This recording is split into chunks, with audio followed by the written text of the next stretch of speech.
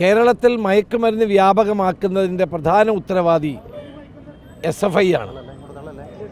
കേരളത്തിലെ കലാലയങ്ങളിൽ, ഹോസ്റ്റലുകളിലും വ്യാപകമായി മയക്കുമരുന്നുകൾ ഉപയോഗിക്കുകയും വിതരണം ചെയ്യുകയും ചെയ്യുന്ന ഈ SFI പിരിച്ചുവിടുകയാണ് വേണ്ടത്.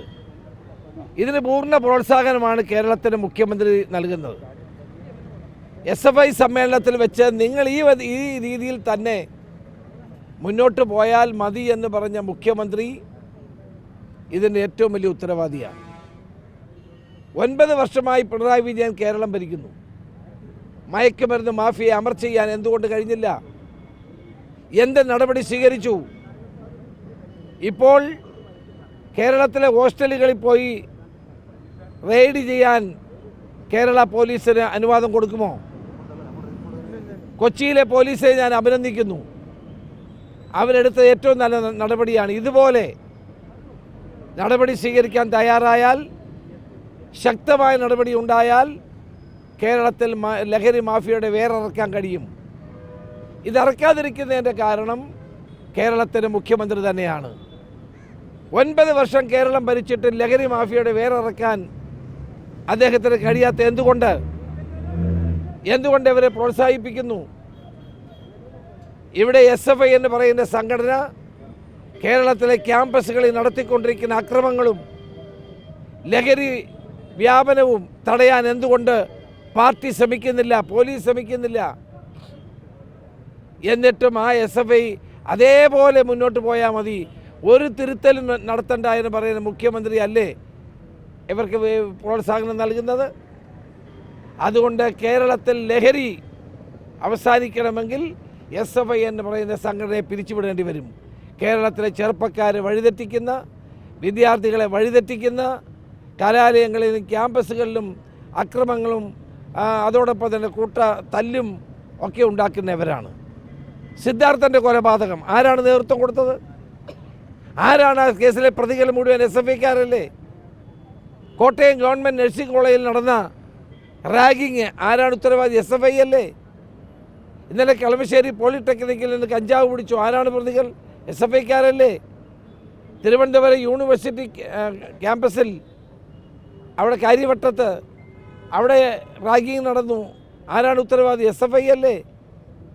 ഇങ്ങനെ ഒരു സംഘടന ലക്കിൽ ലഗാനുമില്ലാതെ പ്രവർത്തിക്കുകയും കേരളത്തിൽ അങ്ങോളം ഇങ്ങോളം ഈ മയക്കുമരുന്ന് മാഫിയ ആയി പ്രവർത്തിക്കുകയും ചെയ്യുന്നത് നിയന്ത്രിക്കാൻ എന്തുകൊണ്ട് മാർക്സിസ്റ്റ് പാർട്ടിക്കും ഗവൺമെൻറ്റിനും കഴിയുന്നില്ല എന്നുള്ളതാണ് ഏറ്റവും പ്രധാനപ്പെട്ട പ്രശ്നം. അടിയന്തരമായി ഈ സംഘടന പിരിച്ചുവിടുകയാണ് വേണ്ടത്.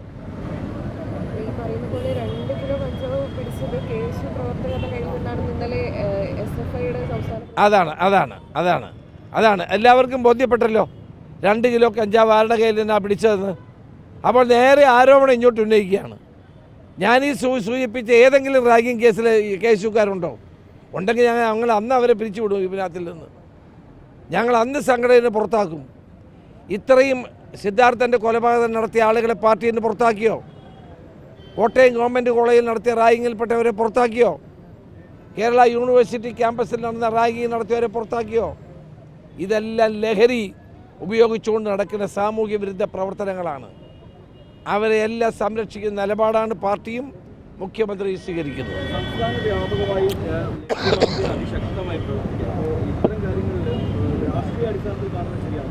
രാഷ്ട്രീയം തന്നെയാണിത്.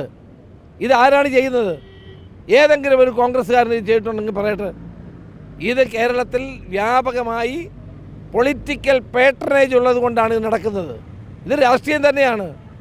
രാഷ്ട്രീയ സംരക്ഷണം കിട്ടുന്നത് കൊണ്ടാണ് ഇന്ന് ഈ മാഫിയ കേരളത്തിൽ തഴച്ച് വളരുന്നത്.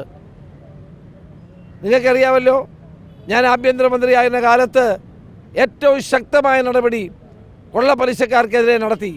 അടിച്ചമർത്താൻ കഴിഞ്ഞില്ലേ? കേരള പോലീസ് വിചാരിച്ചാൽ 24 മണിക്കൂർ കൊണ്ട് ഈ ലഹരി മാഫിയയുടെ വേറിറക്കാൻ കഴിയും.